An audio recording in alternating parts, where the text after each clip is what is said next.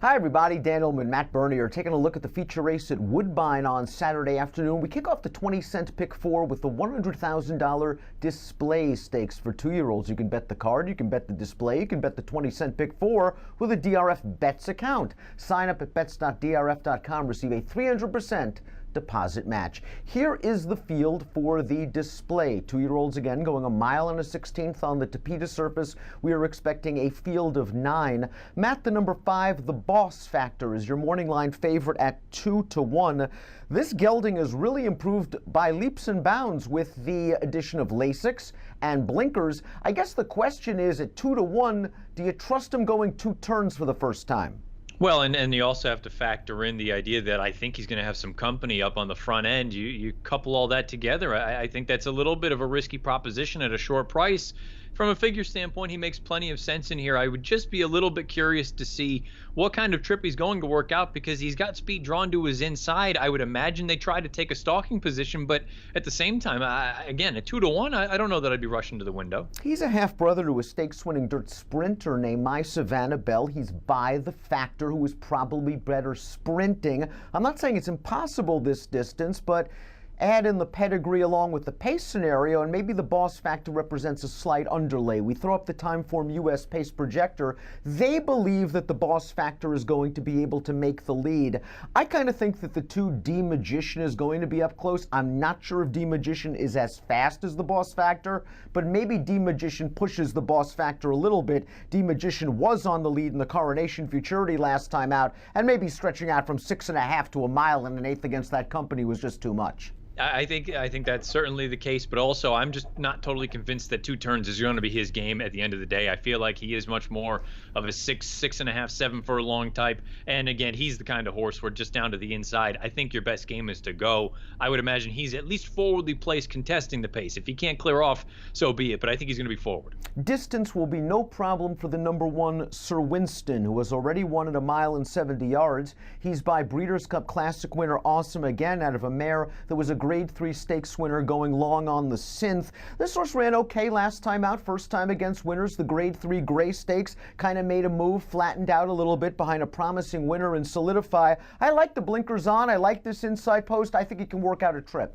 I think you're just going to have to hope the blinkers move him up a little bit from a speed figure standpoint, because that was my only real reservation with this horse, is that at this point right now, he's just a little bit on the slow side. I don't think it's going to take any giant number to win this race, but I think it's going to take at least a 70, and he's really never even come close to cracking a number like that. So if the blinkers move him up, I agree with you, he probably works out a beautiful trip. He just needs to improve a little bit. The number 7 Inclusive Dead Heated with Sir Winston for that maiden win on September the 12th. Had a little bit of trouble in the Gray Stakes. I think he can build on that effort, but boy, he's going to have to from a speed figure standpoint, because you mentioned that Sir Winston's a little bit slow. Inclusive's best buyer only is 62, but to be fair, it's only 3 lifetime starts. I was going to say, still relatively lightly raced, and his last race was back in the middle of October. You'd like to think maybe there's just that sort of natural forward move, but he is going to need to take a step forward if he's going to be competitive. Before we get to our top picks, let's talk about a couple of bigger priced horses in this race, beginning with the number 6, Truly Elite, who has been offered for a tag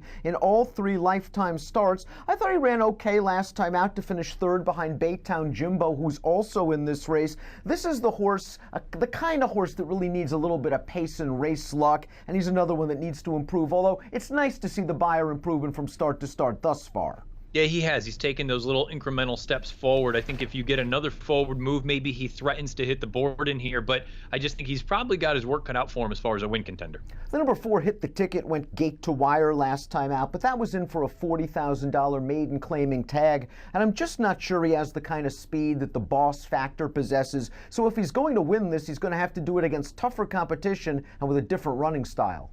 Yeah, and really those things all culminate with me looking at it saying I just don't love his chances in this spot. It is also worth noting, boy, he has taken tremendous steps forward in each of the past 2 or 3 starts. He's moved up 22 points from his last start to his second one back. There's a part of me that says he's going to need to move up at least 10 more again to threaten to win. I just don't see it. The number 9, Grim Grinnin' Ghost, outran his 42-1 odds when finishing 4th in the Gray Stakes in his first start against winners.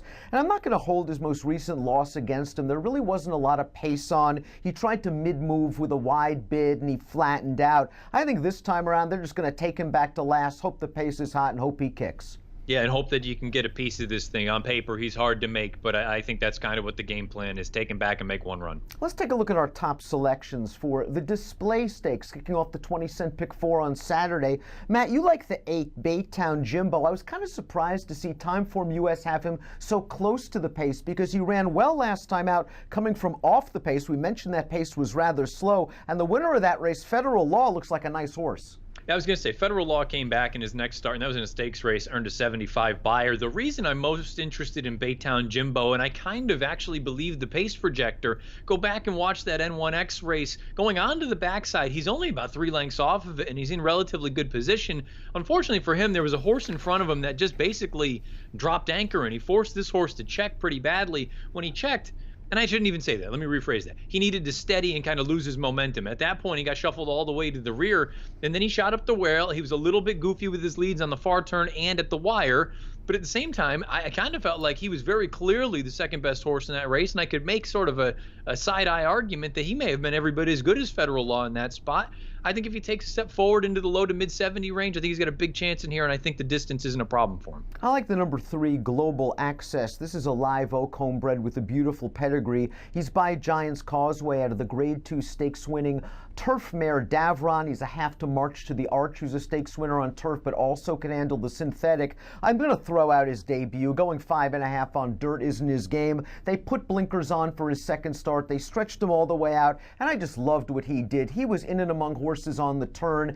He had to alter course all the way to the outside, turning into the stretch, and then he came with a really nice sustained rally. I'd love for him to be a little bit closer to the pace, but if the pace is fast yet again, I think Global Access has a lot of potential. Maybe a turf horse down the road, but I don't see why he can't handle the synth, and he's already handled the trip. Yeah, and like you say, you're not supposed to use that first start as any indication of what this horse is capable of, because not only did he have an issue at the beginning, but the fact that he was going 5.5 on dirt, now all of a sudden you stretched him out in that second lifetime start. Now, I know he's going to take winners on this time around, but from a buyer standpoint and from a time form standpoint, he fits well. He should appreciate the pace, and like you say, maybe down the road he'll end up going to the lawn, but he's certainly capable on this surface right now. I picked him second. You like Baytown Jimbo, the 8 to 1 on the morning line. You like Global Access second. Round out my super. I'm going to go with the 5 and the 1 in third and fourth. I'm going to go 3, 5, 1, and 8 in the $100,000 display stakes, kicking off the 20-cent pick 4. Play it with a DRF Bets account and the 300% deposit match that goes along with it. Easy sign up at bets.drf.com. An approximate post time for the display is 4:38 Eastern on a Saturday afternoon at Woodbine. Best of luck.